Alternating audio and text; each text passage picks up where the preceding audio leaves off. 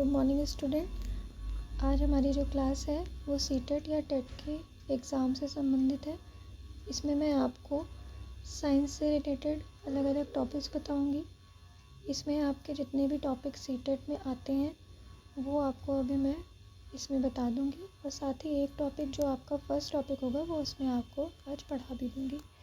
तो आपको पहले मैं बता देती हूँ कि साइंस में कितने टॉपिक्स आते हैं, कितने मार्क्स के आते हैं और क्या क्या चीज़ें हैं इसमें। तो साइंस का सिलेबस आपका देखिए दिया हुआ है यहाँ पे। सबसे पहले साइंस में आपके 30 क्वेश्चंस आएंगे, जिसमें कि पहला जो कंटेंट है वो 20 क्वेश्चंस का होगा, और जो नेक्स्ट कंटेंट है आपका वो आपका पेडागॉजिकली इश्यूज़ है, वो 10 क्वेश्चंस आपके आएंगे। तो 20 हो गए आपके कंटेंट ए से और 10 हो गए आपके कंटेंट बी से, जो पेडागॉजिकल इश्यूज़ है। ठीक, तो अभी हम पहले बात करते हैं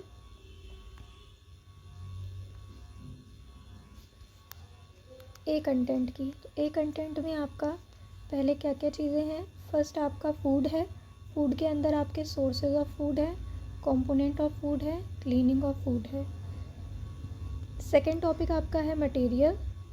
मटेरियल में आपका मटेरियल ऑफ डेली यूज़ है। उसके साथ है आपका the world of the living. इसमें आपको लिविंग ऑर्गेनिज्म के बारे में बताना होगा। सारे जो भी आपके फाइलम हैं और बाकी चीज़ें हैं वो सब आपकी इसमें आ जाएंगी। Movie, things, people and ideas. Next है आपका हाउ थिंग्स वर्क। इसके अंदर आपके हैं electric current and circuits. Next है आपका मैग्नेट्स। उसके बाद है आपका नेचुरल फिनोमिना और नेचुरल रिसोर्सेज। तो ये सब आपके एक कंटेंट में थे, जिसमें आपको अलग अलग टॉपिक्स थे। नेक्स्ट है आपका पेडागॉजिकल इश्यूज़। इसमें आपके 10 क्वेश्चंस आते हैं इस टॉपिक से, जितने भी टॉपिक्स दिए हुए हैं। तो फर्स्ट आपका टॉपिक है nature and structure of science, natural science, aims and objectives, understanding and appreciating science, approaches, integrated approaches. Next है आपका observation, experiment, discover, method of science, innovation है नेक्स्ट। उसके बाद है text material, aids, evaluation, cognitive, psychomotor affective, problems जो भी आपकी आती हैं साइंस से रिलेटेड पढ़ने में बच्चों को, और रेमेडियल टीचिंग। उसके बाद आप जो रेमेडियल करते हो कि आप कैसे रेमेडियल करोगे बच्चों के पढ़ाई से रिलेटेड जो भी प्रॉब्लम्स आ रही उसमें। ठीक, तो अभी हम आपको फर्स्ट टॉपिक पढ़ाएंगे जो है आपका ए कंटेंट का, जिससे 20 क्वेश्चंस आते हैं, फूड। उस फूड में हम आपको, अब ये है आपका आ गया फूड। तो ये आपका फर्स्ट टॉपिक है फूड। मीनिंग ऑफ फूड क्या है सबसे पहले। Food substance consisting essentially of protein, carbohydrate, fat and other nutrient used in the body of an organism to sustain growth and vital process and to furnish energy। तो food का meaning ही क्या है। Food ऐसा substance है जो essentially क्या consist करता है, प्रोटीन को, कार्बोहाइड्रेट को, फैट को और अदर न्यूट्रिएंट्स को, जो यूज़ होते हैं हमारी बॉडी को ग्रोथ करने में, किसी भी ऑर्गेनिज्म की बॉडी ग्रोथ करने के लिए और वाइटल प्रोसेस को फर्निश करने के लिए और साथ ही एनर्जी देने के लिए। ठीक, तो ये सारी चीज़ें आपका ग्रोथ हो या वाइटल प्रोसेस हो, उनको भी एनर्जी चाहिए। तो उसके लिए भी हमारा फूड ही क्या होता है, बहुत ज़्यादा इफ़ेक्टिव होता है, बहुत ज़्यादा इसेंशियल होता है। तो ये हो गया आपका मीनिंग ऑफ फूड। नेक्स्ट है आपका सोर्स ऑफ फूड। आपका सोर्स ऑफ फूड क्या है, जो भी आपका फूड आपको कहाँ से मिल रहा है वही आपका सोर्स ऑफ फूड हो गया। तो आपको फूड कहाँ से मिल रहा है, प्लांट्स से, एनिमल से। ये एक मेन सोर्स ऑफ फूड है आपके सभी ऑर्गेनिज्म के लिए जो भी अर्थ पे है। Food obtain from animal is the main source of protein and include fish, milk, meat, poultry and cheese, whereas plant provide us with fruits and vegetables which are an important source of fibers। वैसे तो हमें दो चीज़ों से food प्राप्त हो रहा है, एक है प्लांट और एक है एनिमल। ठीक, एनिमल आपका मेन सोर्स है किसके लिए, प्रोटीन के लिए, और इसी के साथ साथ आपको मिल्क भी प्रोवाइड होता है, इससे मीट भी प्रोवाइड हो रहा है, और इंक्लूडिंग फिश से आपको बहुत सारे प्रोडक्ट बनते हैं। ठीक, चीज़ बन रहे हैं, तो ये सब आपको एनिमल से मिल रहा है।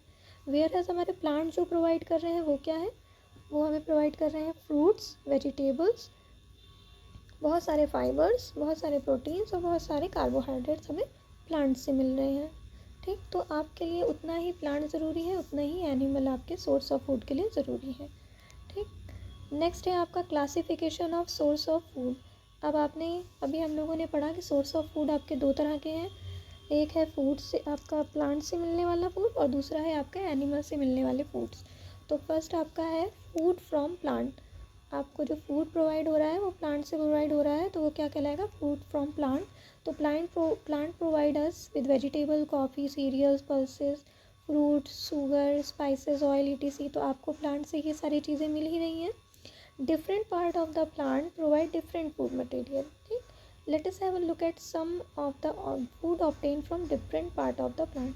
अब हम ये देखेंगे कि हम पर्टिकुलर प्लांट के पार्ट से कौन सा पर्टिकुलर फूड ऑब्टेन करते हैं।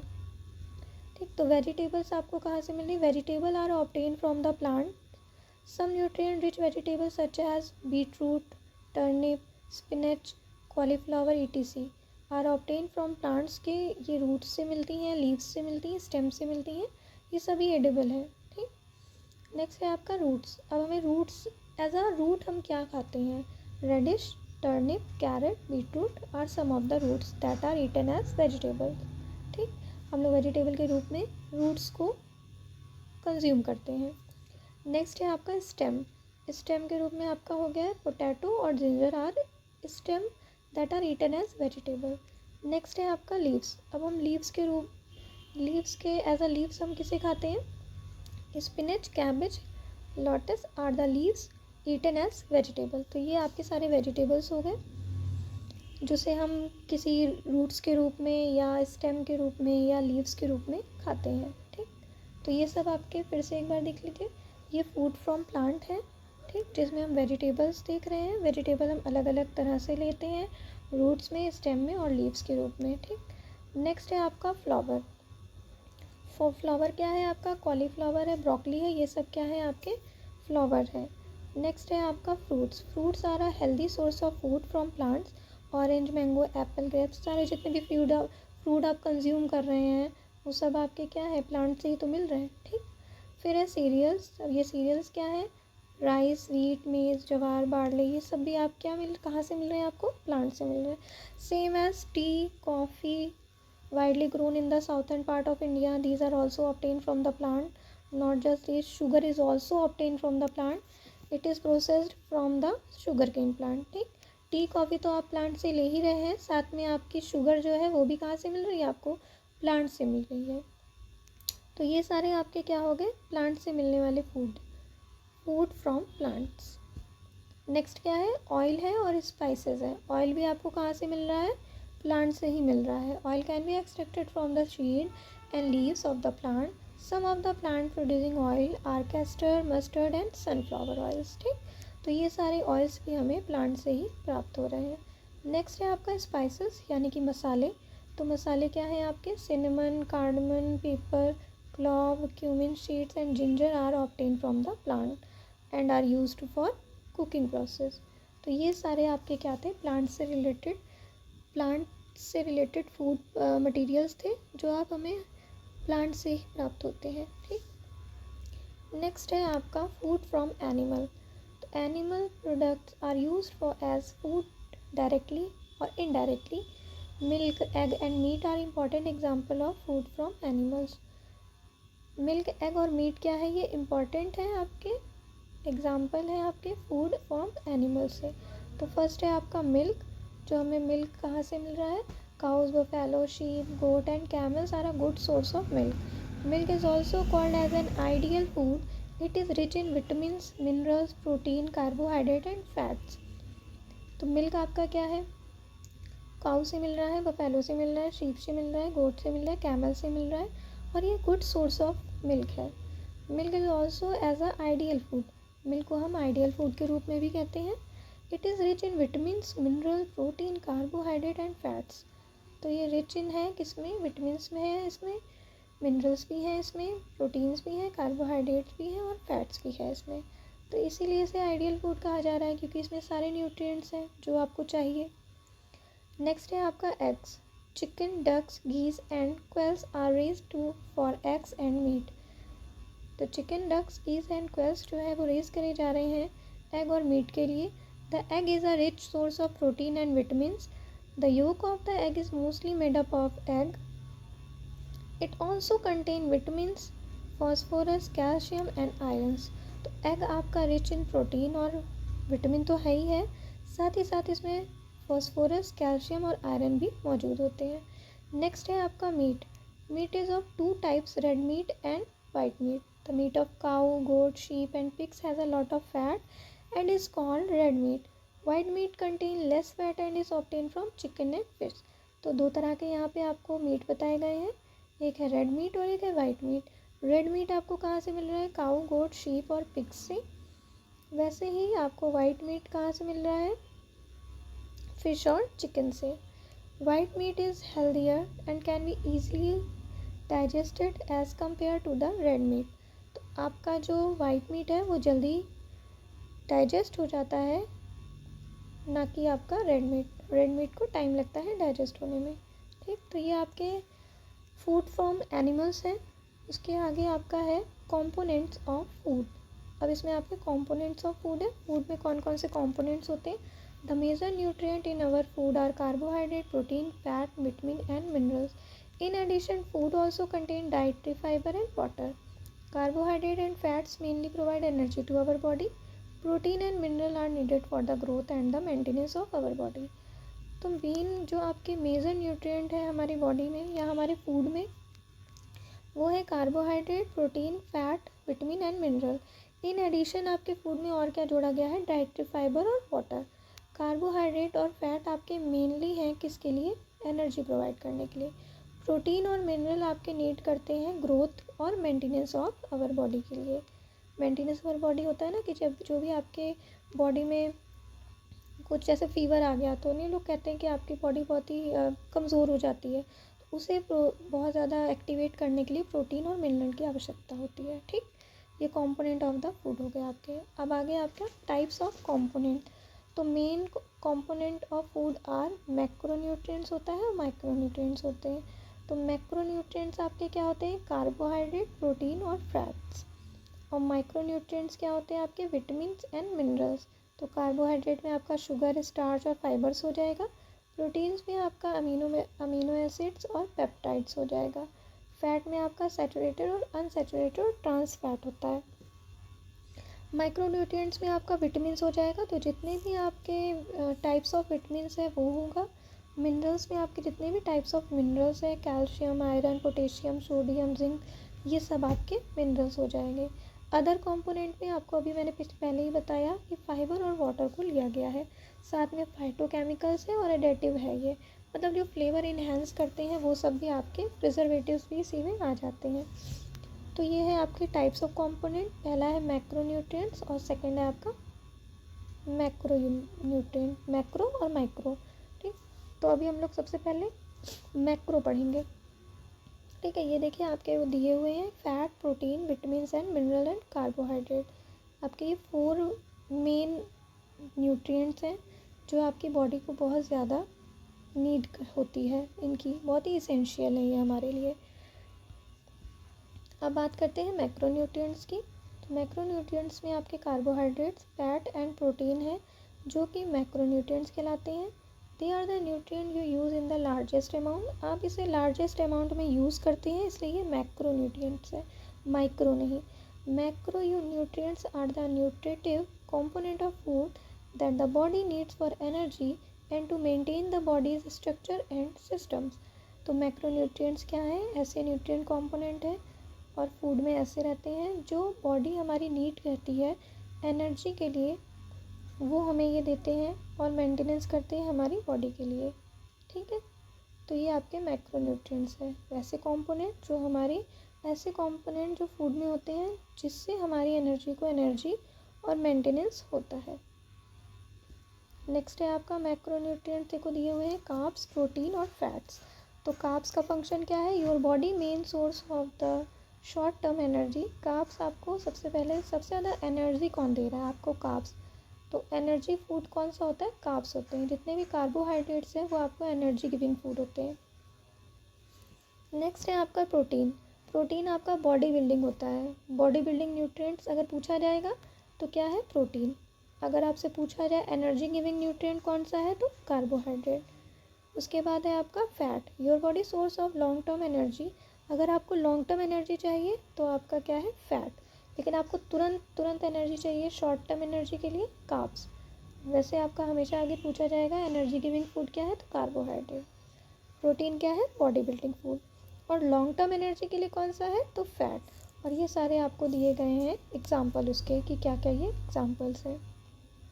कार्ब्स में आपके देखिए fruit, vegetable, sweet potato, oats, brown rice और लेग्यूम्स दिए हुए हैं। नेक्स्ट आपका वैसे ही प्रोटीन में देखिए आपका fish, sea food, tofu, protein bars, chicken, eggs और चिकपीस दिए हुए हैं।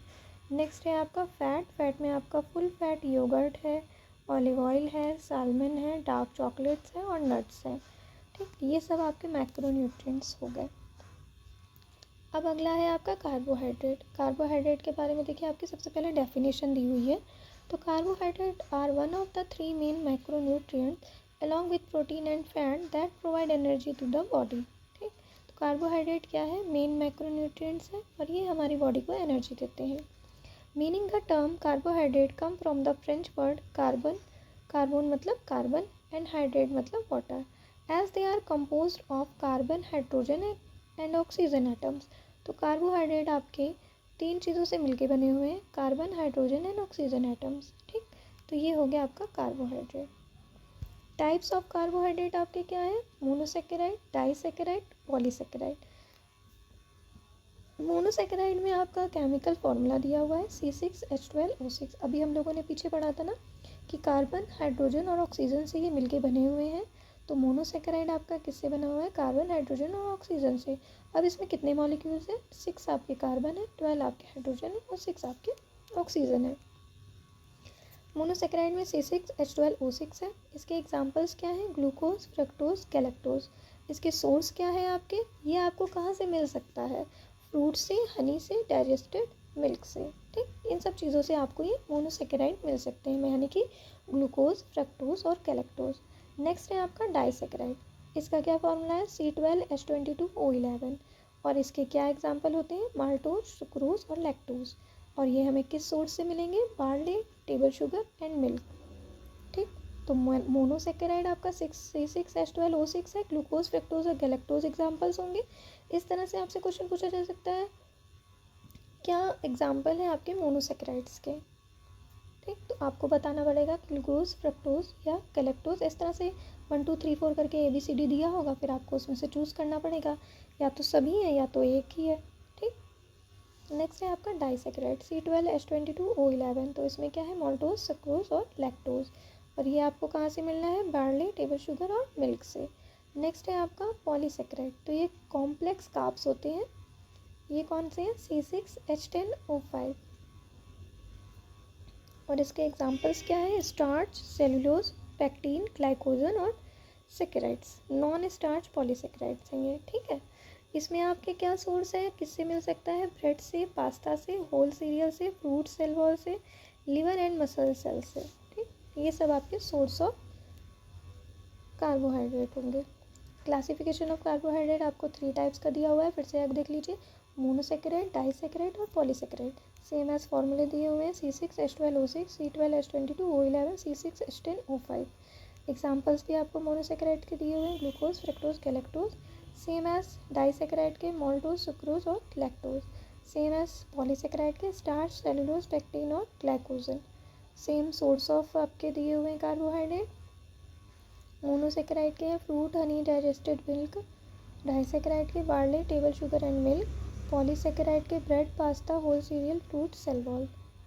नेक्स्ट है आपका फंक्शन ऑफ कार्बोहाइड्रेट। तो फंक्शन ऑफ कार्बोहाइड्रेट आपका है फ्यूल, एनर्जी सोर्स है ये आपका, जो भी मैंने बताया भी था कि एनर्जी गिविंग फूड या एनर्जी गिविंग न्यूट्रिएंट कौन होता है, कार्बोहाइड्रेट। तो ये एनर्जी सोर्स है, fuel for brain, muscles and organ, converted into glucose. ठीक, नेक्स्ट है आपका सपोर्ट डाइजेस्टिव हेल्थ। ये डाइजेस्टिव हेल्थ में सपोर्ट करता है। Fibre promote regular bowel movement, prevent constipation. ठीक, तो ये फाइबर देता है, फाइबर को रेगुलेट करता है, प्रमोट करेगा फाइबर को और कॉन्स्टिपेशन से प्रिवेंट करेगा। Support healthy gut bacteria. जो भी आपके हेल्दी गट बैक्टीरिया हैं उन्हें ये सपोर्ट करता है और ये प्रोवाइड करता है, प्रमोट करता है prebiotic fibre feed good bacteria और बूस्ट करता है इम्यून सिस्टम को।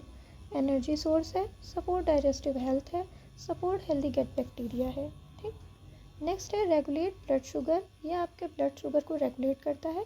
Prevent sudden spikes and drops, मतलब आपका बहुत ज़्यादा जब ब्लड शुगर लेवल बहुत तेज़ी से ना बढ़े उसे भी रोकेगा और बहुत तेज़ी से ना गिरे उसे भी ये रोकेगा।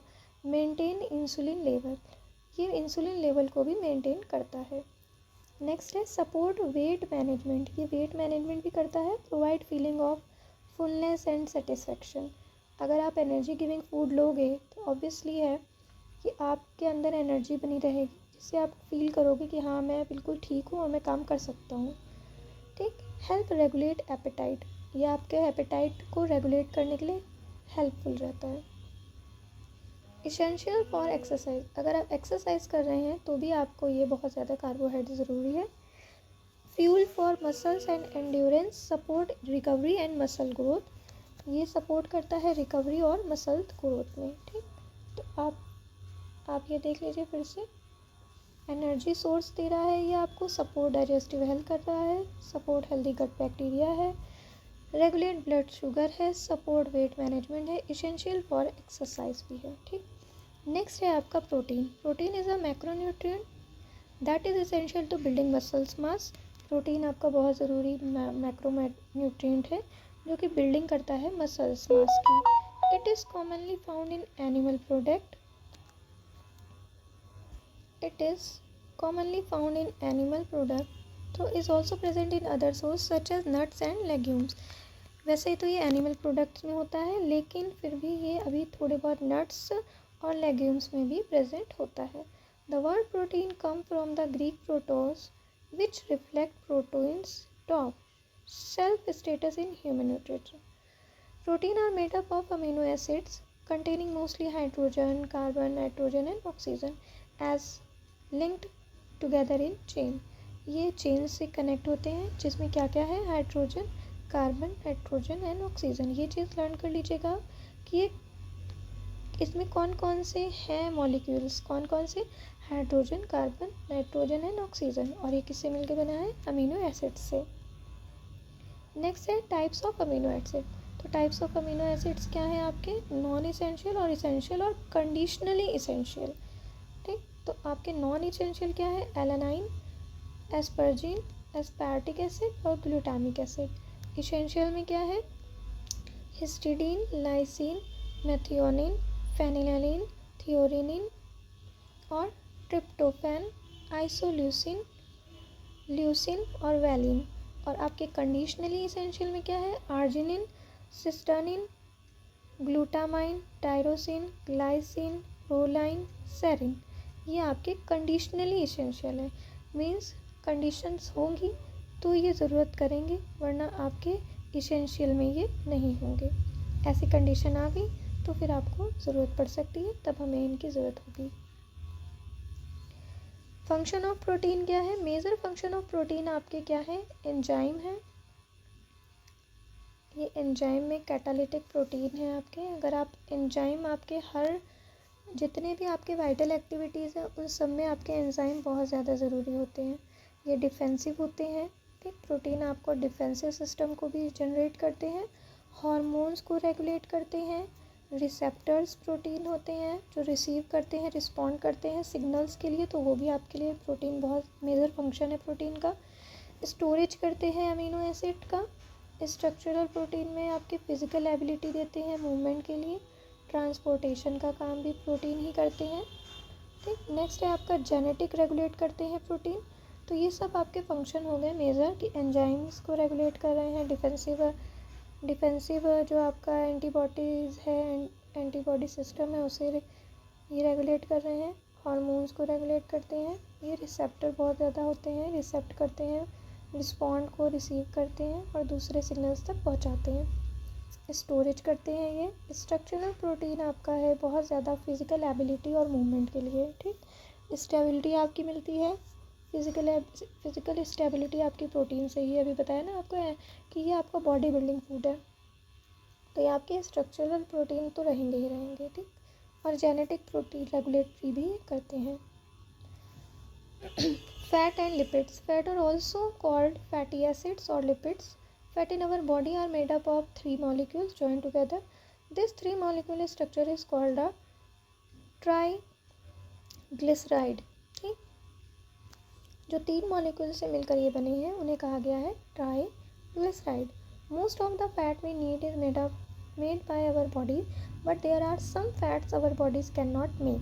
बहुत सारे ऐसे फैट्स हैं जो हमारी बॉडी में खुद से अपने आप अंदर बन रहे हैं, लेकिन ऐसे थोड़े बहुत और भी फैट्स हैं जो हमारी बॉडी में नहीं बन रहे हैं, तो उसे हमें बाहर से लेना पड़ेगा। ठीक है, ये है classification of lipids, simple lipids और कॉम्प्लेक्स लिपिड।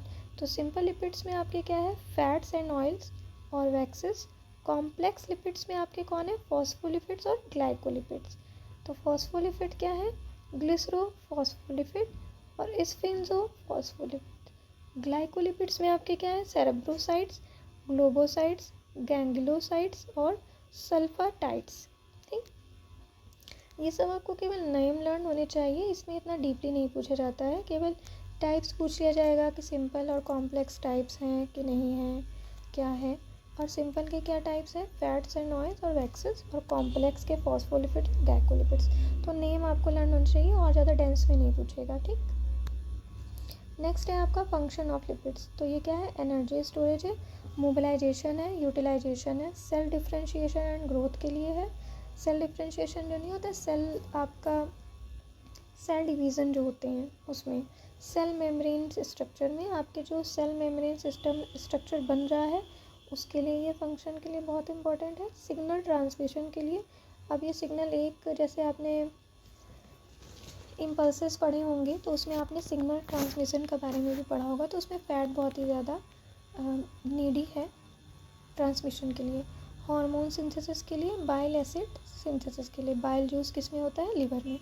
ये बाइल जूस के सिंथेसिस के लिए भी बहुत ज़्यादा ज़रूरी होता है क्या, फैट और लिपिड। ठीक, तो ये आपके हो गए फंक्शन ऑफ लिपिड। नेक्स्ट है आपका माइक्रोन्यूट्रिएंट्स। तो micronutrients are vitamins and minerals needed by the body in very small amount. However, their impact on body's health are critical, and deficiency in any of them can cause severe and even life-threatening condition. Micronutrients आपके हैं vitamin and mineral. ये हमारी body के लिए भले ही small amount में कहा गया है कि ज़रूरत हो, लेकिन ये हमारी बॉडी पे बहुत ज़्यादा इम्पैक्ट डालते हैं। अगर इससे संबंधित कोई भी आपको डिफिशियंसी हो जाएगी तो ये कॉज कर जाते हैं बहुत ही सीवियर और लाइफ थ्रेटनिंग कंडीशन रहती है। ठीक है, तो ऐसा नहीं है कि इन्हें कम अमाउंट में लेना है, हमारी बॉडी के लिए कम अमाउंट में नीडेड है तो ये ज़रूरी नहीं है। जैसे कार्बोहाइड्रेट, फैट और प्रोटीन आपके बहुत ज़्यादा ज़रूरी है, उसे ज़्यादा मात्रा में लेना है, वैसे ही माइक्रोन्यूट्रिएंट्स भी आपके लिए ज़रूरी है, भले उन्हें कम मात्रा में लेना हो। ठीक है, तो डिफरेंट टाइप्स ऑफ विटामिन्स, आपका सबसे पहले विटामिन्स आ गया। तो different types of vitamins, vitamins क्या है, vitamin A, B, C, D, E, के।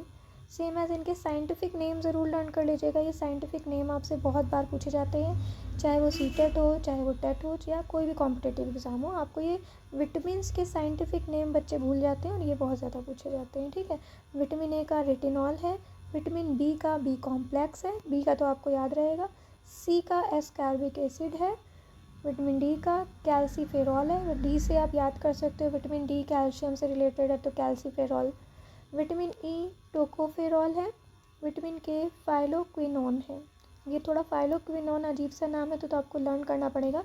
रेटिनॉल बच्चों को वैसे याद ही रहता है, जो साइंस पढ़ते हैं उन्हें रेटिनॉल तो याद होगा, और बी कॉम्प्लेक्स आपको याद ही रहता है। आपको 2 नाम केवल लर्न करने हैं, टोकोफेरॉल और फाइलोक्विनोन, बस ये 2 नाम आप याद कर लीजिए। विटामिन ए का है टोकोफेरॉल और विटामिन के का है फाइलोक्विनोन।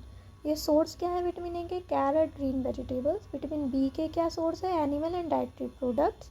विटामिन सी के क्या है source, citrus fruits, berries and tomatoes. Vitamin D के क्या है source, fish, egg yolk and cheese. Milk भी बहुत ज़्यादा रिच है फूड इसमें, क्या विटामिन डी में, इसमें ऐड कर लीजिएगा आप। विटामिन ई में क्या है, आलमंड है, पीनट्स एंड सोयाबीन्स है। नेक्स्ट है आपका विटामिन के, ग्रीन लीफी वेजिटेबल्स आपके विटामिन के में है। फंक्शंस क्या है देखिए, विटामिन ए में जो फंक्शन है, healthy vision, boost immune system, और इससे डिफिशियंसी क्या होती है, नाइट ब्लाइंडनेस। अब नाइट ब्लाइंडनेस का दूसरा नाम ज़रूर याद कर लीजिएगा, क्योंकि नाइट ब्लाइंडनेस तो याद रहेगा, दूसरा नाम याद नहीं रहेगा। ठीक, तो आप ये ज़रूर लर्न कर लीजिएगा, ज़ीरोपैथेल्मिया। ठीक, नेक्स्ट है आपका विटामिन बी। विटामिन बी में आपका डिफिशियंसी डिजीज़ क्या है, muscles and body weakness. Vitamin C में आपका क्या है, स्कर्वी और एनीमिया। विटामिन डी में क्या है, रिकेट्स और ऑस्टियोपोरोसिस।